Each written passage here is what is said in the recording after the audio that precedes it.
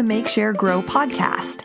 I'm artist Julie Marriott, and I created this podcast to share behind-the-scenes stories of art, craft, and the creative process.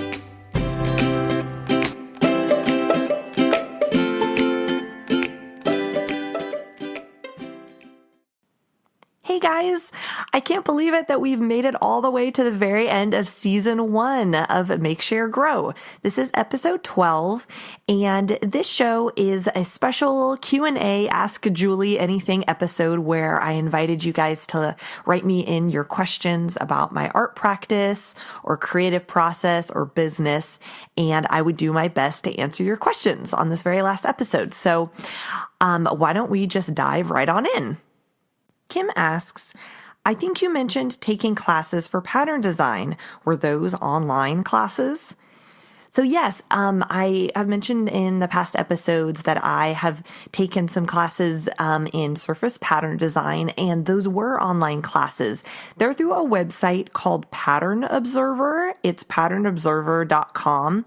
And Michelle is the head of Pattern Observer, and she has been designing clothing patterns for the fashion market for years and years. So she's an experienced fashion pattern designer, and then started Pattern Observer as a blog where she was kind of showcasing her own trend research, and then slowly started developing classes, online courses that would help other aspiring pattern designers learn about the markets, how to create compelling pattern collections, how to design repeats, and things like that. A lot of different aspects of different markets of the pattern design world. She has different courses centered around all those different markets.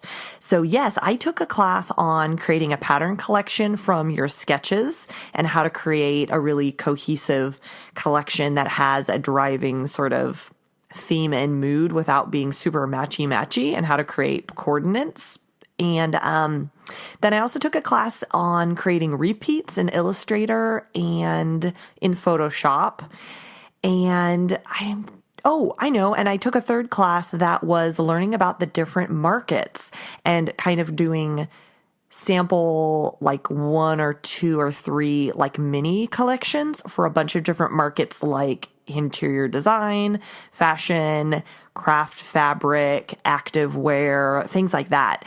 And every one of her courses was really great and super informative. You could really tell that Michelle knows exactly what she's talking about. And if there is a market of pattern design that she's not an expert in, she brings in guest experts to inform the classes. A whole new section of Pattern Observer that has been sort of added on to the courses is I think it's called the textile lab or the design lab or something like that, where you can be a member of the lab and pay a monthly fee. And then you can log in, and they have all these monthly challenges and group exercises and feedback in forums and just a lot of support if you are a growing pattern designer and need some more impetus or inspiration for kicking that all off. So that is Pattern Observer is the place where I learned most of what I know about pattern design. Another online course that I would really recommend is on Skillshare, and it's actually a series of courses taught by Bonnie Christine. If you look up her name on Skillshare, her classes should pop up. She does all pattern design in Illustrator. So all of her Skillshare classes are focused in on that program if you're interested in using Illustrator. And she has a whole, starting from being a beginner into intermediate and then advanced. And then a course on creating a physical portfolio book of all of your work to send to different companies for licensing your fabrics. So or your patterns for different applications. Fabric is one of them. She is a great resource, Bonnie Christine, for also learning about pattern design online, kind of in your own time. She's really inspiring. She tells her story of how she started out, and it was just basically through self-education and hard work. And she now is licensing her patterns left and right, which is so cool. So yeah, I hope you guys will check that out if you're interested in pattern design. They're a great place to start. Pattern Observer and then Bonnie Christine on Skillshare. The next question is from Kaylee, and she asks, I'd really like to know how being a mom and an artist has changed over time. Obviously, when your little one was a newborn, your day-to-day looks very different to what it looks like now. I think talking about this would be nice. I know when my son was a newborn, I thought that it was the way my life would be forever, and I would never get to make anything ever again. Then at about 3 months, he would entertain himself while lying down, and I felt like I could create 24 hours a day again. And every week, I relearn how to create around him. So I think that this would be really, really great to talk about. So yeah, definitely what being a mom and an artist has looked like for me has definitely changed as Violet has grown. So when she was a newborn, what I would do, I had her in her bassinet, like pack and play bassinet thing, and it had wheels on it and it would roll around. And I also had a swing, one of those self-rocking swings.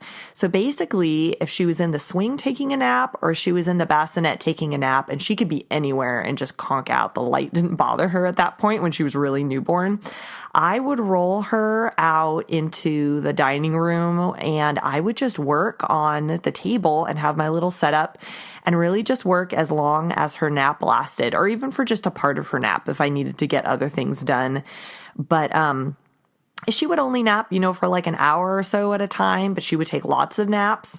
And so I would just literally just roll her around in her little bassinet or have her in her swing in the living room and just do as much as I could on the table right next to her while keeping an eye on her. As she got older, she was a good sleeper, and so she would start taking longer naps. And honestly, nap time has been my main time for working. And as she got older and started sleeping through the night, and I felt like I was recovering from being sleep deprived, then I started getting up before she woke up in the morning, because she would kind of wake up between 6 and 7, I guess. And so I would try to get up an hour to 45 minutes before I knew her normal wake up time was, to get a little bit of work or art done.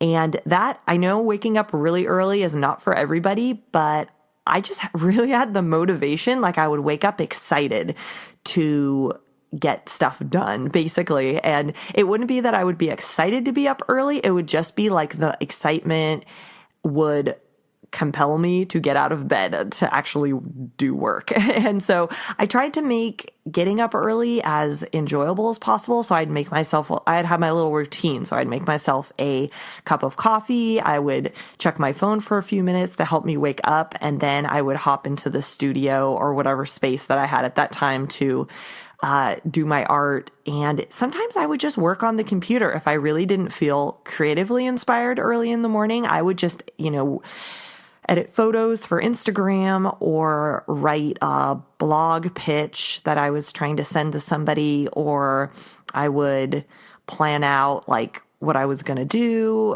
that day, or, I would just do something towards my business. And I would try to kind of know what I would do the night before. Not always. I wasn't hyper planned like that. Sometimes I would just roll out of bed and see what I felt like doing. But yeah, I think the main thing that helped me get up early, and I still do this is still what I do now. What helps me get up early is having goals, larger goals that I'm working towards. So I've just kind of come out of the fog of getting really into creating a ton of stuff for the holidays. And basically what was propelling me was I had an art fair, a handmade holiday fair last weekend, and I just had to get stuff done for that. And so every day I would just roll out of bed and say, okay, what's the next thing I need to do? What do I need to make? What do I need to plan? And so having those goals to propel me, to energize me when I didn't really feel like getting up early, has definitely helped. So that was something I worked into the getting up early part. It was something I worked into after I stopped being sleep deprived as a new mom. And then another phase that has been a little bit different is in the last year or so. So like while Violet has been 2, she has really moved into imaginary play and entertaining herself a lot more than she used to be. And so I'll just be kind of observing her, and she'll be playing in the living room, and I can just hear her talking and playing with her toys and, playing out with whatever little game she's playing. And sometimes I'll just run and do something really quick while she is playing on her own. Like I'll do a little something on the computer, not normally painting because I need a larger chunk of time to paint. But if there's some sort of thing for my business or my art practice that I can do, or at least set up or plan, often I'll find myself editing Instagram photos while she's playing, where she's not really missing me being around. And I know she's fine because she's like right outside the door there. That is something that I have been able to do as she's gotten older. Also, I have been hiring babysitters to come once a week. And so just like friends or family members who, that is what they love to do, I'll have them come over for about 3 hours once a week or once every other week. And just have them play while I close the door and work in my studio. And I felt more comfortable doing that as Violet has gotten older, where I don't feel like she really needs me. Any issues that come up can really just be taken care of by the babysitter. And so, yeah, I feel like that is how my art practice has changed, like super practically. I think kind of conceptually, as Violet has gotten older, I felt like I could take on more and be a little bit more ambitious because I have more outside help, and she's a little bit more self-sufficient for chunks of time. So, yeah, I think things have evolved where I felt the confidence to take on more and just have been able to find more pockets of time throughout the day to be able to squeeze in more art making and planning for my business. So yeah, I hope that helps. Mariana asks, I would love to know how you keep your acrylics moist. In my experience, they dry out so fast that I don't always have a chance to use them prior to them drying out into a useless lump. I live in Southern California too, so as you know, we have a very dry climate. I've tried to spray them periodically with water, but if I do that too many times, it thins them out. Do you use drying retarder, or do you simply paint fast? So yeah, I do struggle with my paints drying out too, although I struggle with it less now because I've come up with a couple sort of methods, I guess you could call them, for not having too much paint out at once. So I'll explain. So what I do is I have the colors that I normally use kind of stored up in my mind, and I know what parts of a painting I usually use them for. So when I'm making a painting, I explained, I think it was in the last episode, in episode 11, the process that I paint through. And so usually I'll paint flowers first, and then I'll paint leaves, and then I'll kind of do touch-ups at the end. So I will only squeeze out the colors I know I'm going to need. And then if I happen to need something else, I'll add that to my palette. And so I know that for flowers, I usually use like the pinks, the oranges, the reds, and the whites and the yellows. And so those are the ones that I'll put out. Also, I kind of have a gauge for how much of each color I generally use. And so I will squeeze out differing amounts of different colors. So I know like yellow ochre, it really only needs a touch in mixtures for flower colors, but I need a lot more of it for my leaf colors. So during those different phases, I'll squeeze out differing amounts of paints.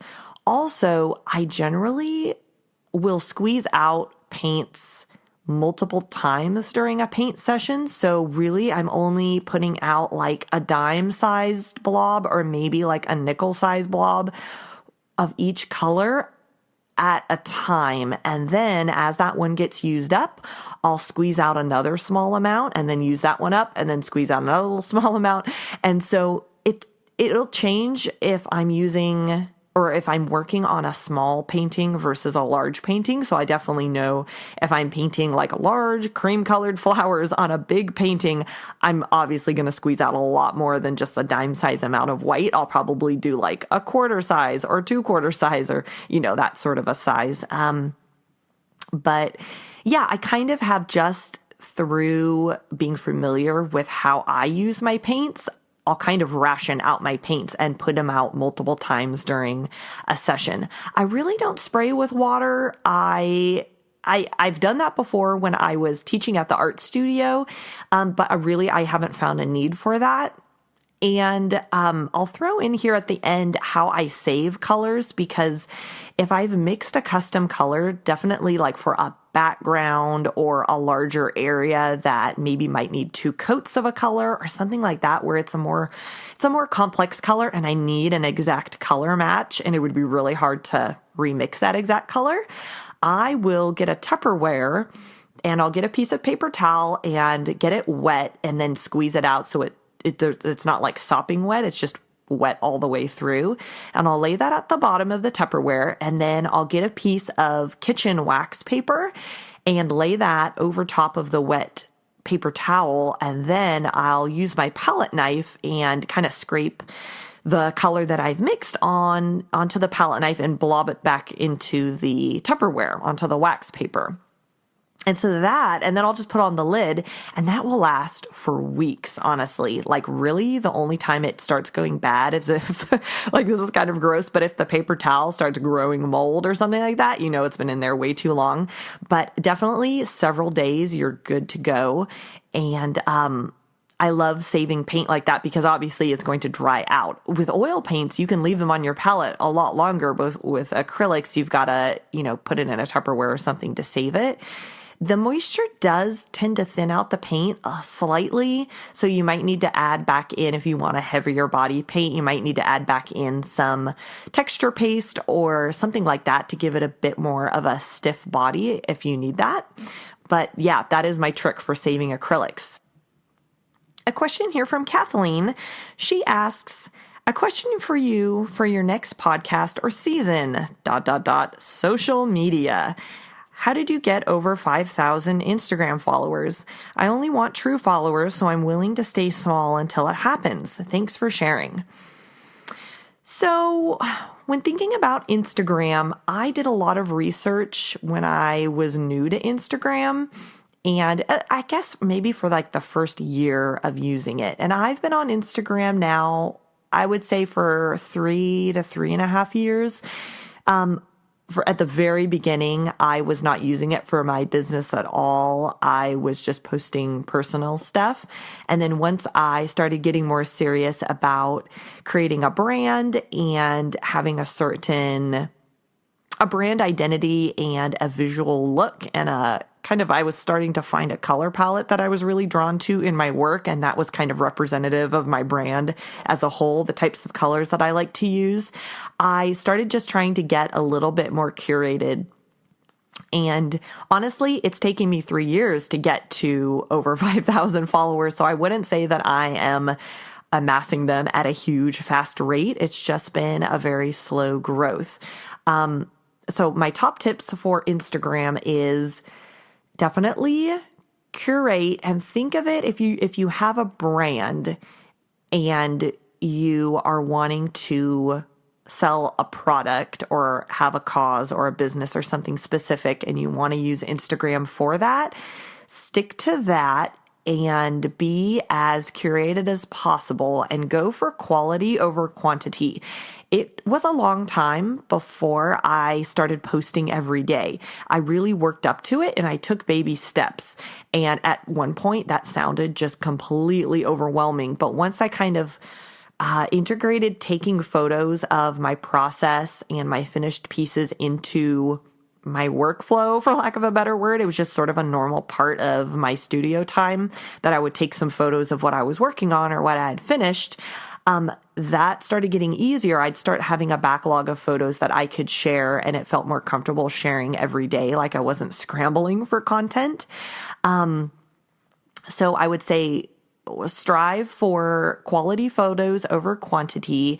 And one really great piece of advice that I got from Emily Jeffords, she's a painter, and I actually took a online course of hers. It was just like an hour-long live seminar and slides that she does, and she might bring that back. I don't think she's doing it currently, but she does it periodically.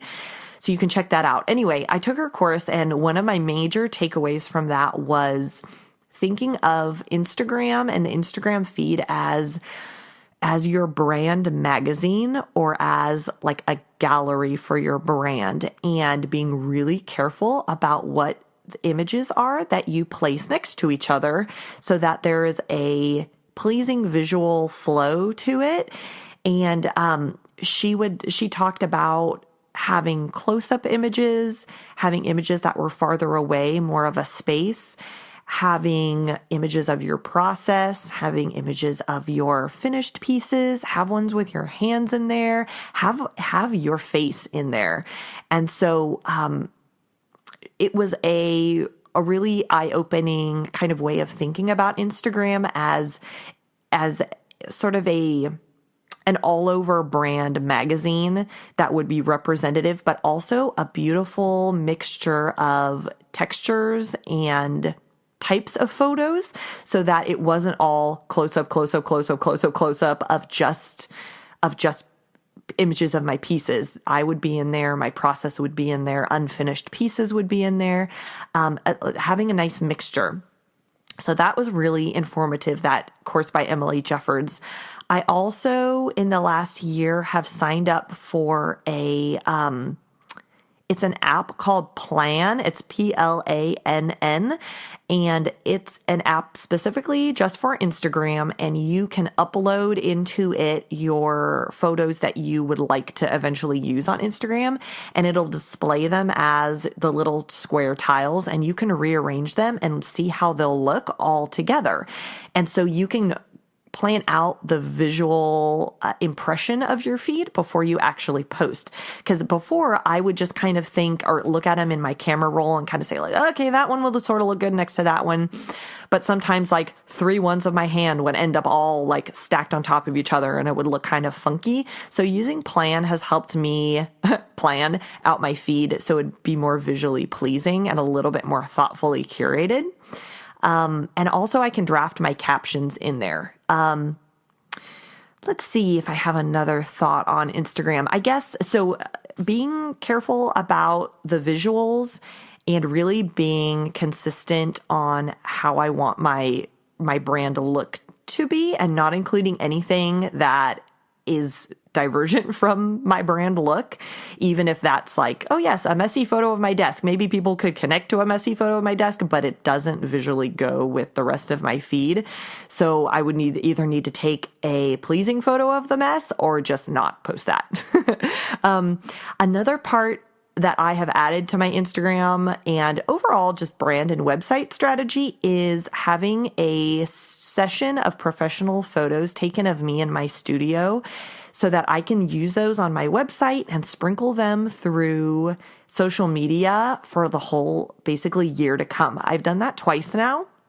And it is so helpful because if I'm like, oh my gosh, I haven't put up a picture of me in my studio or of my face in a while, I just have a backlog of photos, of beautiful photos that I never could have taken on my own, that I can just pop in there and mix in with my photos that I take on a daily basis. I do use my a DSLR for a lot of my photos, and I edit them often in Photoshop to brighten them up when the light is not great in my studio. So I do put a lot of time into my images. So that's just something that if you're interested in that, you just kind of work up to spending some time on your photos. The last part of Instagram strategy that I guess I'll put out there is I think I have varying success from week to week, but I do try to be as much of a real person on Instagram as I can, like sharing personal experiences, sharing my emotions, just trying to make a personal connection with the people who are looking at my images and commenting, trying to respond to comments as much as possible and just thank people for commenting or start a conversation on there.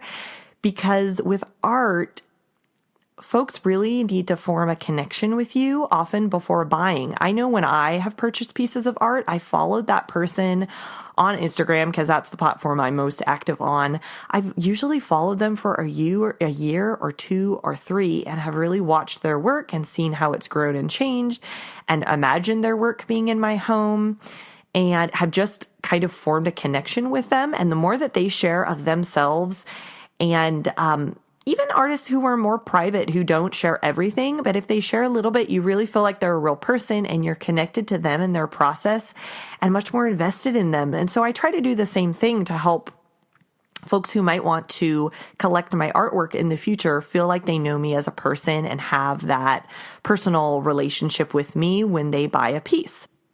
Heather asks, what is your process and how long does it take to do a commission piece? Also, what have you learned about doing these types of pieces since you started doing commissions?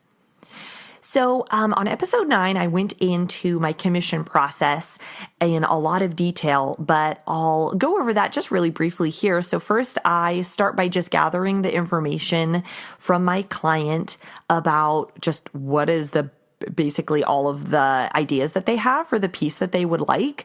Most often I am doing a floral piece or a garden girl where it's a person holding flowers.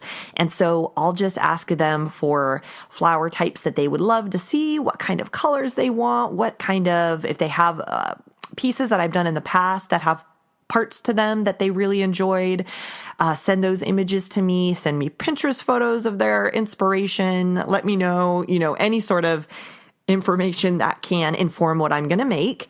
And then I will do a thumbnail sketch and a little color thumbnail painted sketch that'll take me like an hour or 2 to make. And then I'll get their approval and any changes that they'd like on the sketch. And then I will create the full finished piece and then give them 1 round of revisions after the piece is finished to make any tweaks or changes that they would like to make. And then that is the process. So how long does a commission take? It really just depends on the size of the piece. If it's a small one, well, I guess overall, with all the emailing back and forth, it can take from 2 weeks to 6 weeks, I would say, is the longest. And that's if somebody is kind of a little bit busier or they're slower emailing me back and answering questions that I have. Sometimes it can stretch the process out. If they're a really quick communicator and are just really on the ball with answering questions and giving me feedback on the things I share with them, then I can get a commission piece done in about 2 weeks. And if it's a small piece, maybe even just 1 week, because I just need like a few sessions in the studio to actually complete the piece. The thing that makes commissions go a lot faster than my personal pieces that I'm just making on my own without somebody else's input is that I'm planning out the piece in that thumbnail sketch. So even if it's a large piece, I'm creating a small sketch that really doesn't take as much time and making all the decisions in that small piece. So I'm planning out the layout, the color scheme, where the different flowers will be, and then I'm just recreating that in more detail on the larger canvas. And so I'm able to really just get that piece made a lot faster because I'm not pausing as much and making a lot of integral creative decisions during the creation of the really big canvas. So yeah, commissions generally take a little bit quicker than my personal pieces, but generally between 2 and 6 weeks. What have I learned about doing these types of pieces? I think the main takeaway for me, like generally from commissions, is finding out what I like to do and what I don't like to do, and also discovering different types of flowers or motifs that I really enjoyed, but I wouldn't actually have thought of to do on my own. So I have done several monograms, and those are super meticulous because I have the letters that I have stenciled out and I have to fill them in so they look really crisp and perfect in the center of the canvas. And then my florals will go all around the outside edges. And that actually was one of my main bread and butter pieces when I had an Etsy shop when I was first starting out. It was all monograms with floral wreaths around them. I've done just a few of those now and then since I have moved into doing just more primarily floral pieces. And I've realized that I need to, or that I've realized how much time and effort that takes, essentially. And so I have raised my prices on those pieces and have figured out, okay, this is what it's worth it to me to do these pieces. If that price is fine with them, then I'm happy to make that piece for them. But I'm not going to charge the low prices I was in the beginning because those are so much more meticulous and I wouldn't consider myself like super creatively fulfilled by painting meticulous letters. I love the florals and I love the letters with the florals, but I would rather be painting florals. So just want to make sure I'm compensated for all the time and effort. I think also what I've learned about doing commissions as I have gotten more experience just knowing what I really enjoy painting is just feeling comfortable saying no. If somebody has a idea that they would like me to paint that's really divergent from what my brand is and what I love to paint, then I'll just say no and try to recommend an artist that I think might do that for them.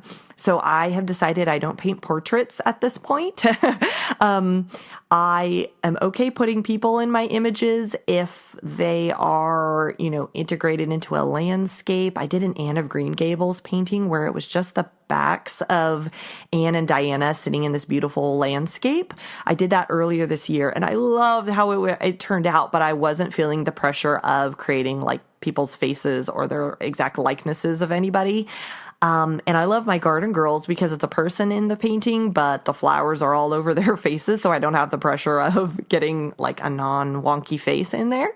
So yeah, I just become more confident in what I do well and what I love doing. And I feel comfortable saying no, thank you to projects that don't fit in that category. And that brings us to the very end of episode 12. Thank you so much for listening to Make Share Grow, you guys. I can't say enough how appreciative I am of all of your kind comments and feedback on the show. And I'm so glad that it has been encouraging and inspiring you and has been hanging out with you in the studio while you're creating or while you're driving in the car. I'm just so happy that I'm able to put a little bit of what I've learned and my creative process out into the world and hopefully encourage other creatives or other people who are just interested about art and creativity. So thank you so much for all of your support and your feedback. What I'd love to ask you for is a rating and a review on iTunes. If you have been enjoying listening to the show, iTunes has made it super easy to leave feedback now on their newest update of the app. You just kind of scroll down once you have clicked on the podcast icon and are kind of in on the page that has all the episodes. If you scroll down, it'll have a big and bold area where you can leave a rating and a review straight on your phone. So I would love next time if you are hanging out on your phone, find yourself scrolling and just being like, burning some time, take a moment, please, and leave a review. That really helps other people who might be interested in the podcast find it easier in the search. Again, thank you so much for listening to the podcast. I'm starting to plan out season 2. And I am, if I can get the technology together, I'm planning on having some guests, some artists and some other creatives on to talk about their creative processes and to share more about that with you. I'm still planning on sprinkling in some personal episodes in with those other interviews. But if you have some favorite artists or makers or creatives of some sort that you would like to hear interviewed on Make Share Grow, please shoot me their name, their Instagram handle, or tag them in one of my posts so I know that you would like to hear from them on the show. I would love your suggestions because I would just really like to broaden my little world of the people that I follow and know about and be able to learn about some new artists and makers too.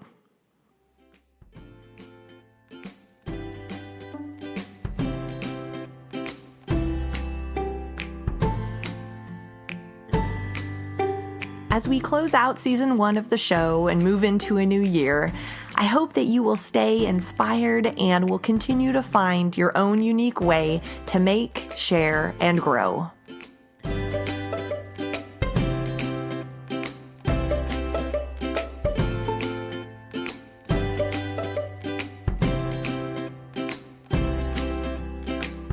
Thanks for listening to Make, Share, Grow. You can keep up with the podcast and my artwork on my website, juliemarriottart.com, and on Instagram at juliemarriottart.